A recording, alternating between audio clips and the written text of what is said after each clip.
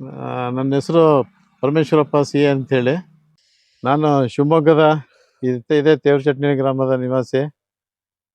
ನಾನು ಈ ಹಿಂದೆ ಕೇಂದ್ರ ಸರ್ಕಾರದಲ್ಲಿ ಒಂದು ಕೆಲಸ ಮಾಡಿ ಒಂದು 5 ವರ್ಷ ಆಯಿತು ರಿಟೈರ್ಡ್ ಆಗಿ. ನಾನು ಈ ಅಡಿಕೆ ಬೆಳೆ ಮೇಲೆ ಒಂದು ತುಂಬ ನನಗೆ ಗಮನ ಹರಿಸಿ ಇಲ್ಲೊಂದು ಒಳ್ಳೆ ಇಳುವರಿ ನಾವು ಪಡ್ಕೊಬೇಕು ಅಂತ ಹೇಳಿ ನಾನು ಕಳೆದ ಕೃಷಿ ಕೇಂದ್ರದಲ್ಲಿ ನವಲೆಯಲ್ಲಿ ಕೃಷಿ ಮೇಳದಲ್ಲಿ ಭಾಗವಹಿಸಿದ್ದೆ. ಆ ಸಂದರ್ಭದಲ್ಲಿ ನಮ್ಮ ಶ್ರೀ ಪ್ರತಾಪ್ ಹಾಗೂ ಅವರ ಸಾಹೇಬರಾದಂಥ ಮಾರುತಿ ಸಾಹೇಬ್ರವರು ಅವ್ರನ್ನ ಭೇಟಿ ಮಾಡಿ ಇದ್ರ ಬಗ್ಗೆ ಮಾಹಿತಿ ಪಡ್ಕೊಂಡೆ.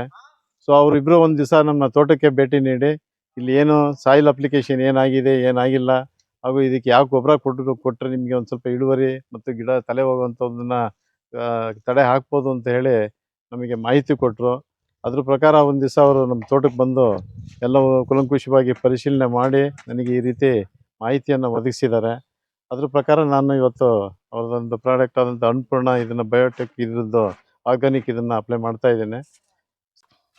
ನಾವು ಪ್ರತಿ ಒಂದು ಗಿಡಕ್ಕೂ ಈ ರೀತಿ 2 ಅಡಿ ದೂರದಲ್ಲಿ ಪಾತಿ ಮಾಡಿಸಿ ಗುಣಿ ಮಾಡಿಸಿ ಆ ಗುಣಿಯ ಅಂಚಿನಲ್ಲಿ ಈ ಒಂದು ಗಿಡಕ್ಕೆ 2 kg ಅಷ್ಟು ಈ ಅನ್ನಪೂರ್ಣ ಆರ್ಗಾನಿಕ್ ಇದನ್ನು ಹಾಕ್ತಾ ಇದ್ದೀವಿ.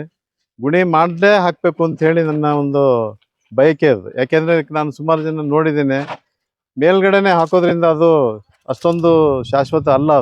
ಅದು ತನ್ನ ಬೇರನ್ನು ಎಳ್ಕೊಳ್ಬೇಕು, ಆ ರಸನ ಎಳ್ಕೊಂಡ್ರೆ ಆಗ ಅದು ಗಿಡಕ್ಕೆ ಪೋಷಕಾಂಶಗಳು ಹೋಗುತ್ತೆ ಅನ್ನೋ ಒಂದು ಇದು ಗಮನದಲ್ಲಿ ಇಟ್ಕೊಂಡು ನಾನು ಇದು ಪ್ರತಿ ಇದನ್ನು ಗುಣೆ ಮಾಡಿಸೇ ಹಾಕ್ತಾ ಇದ್ದೀನಿ.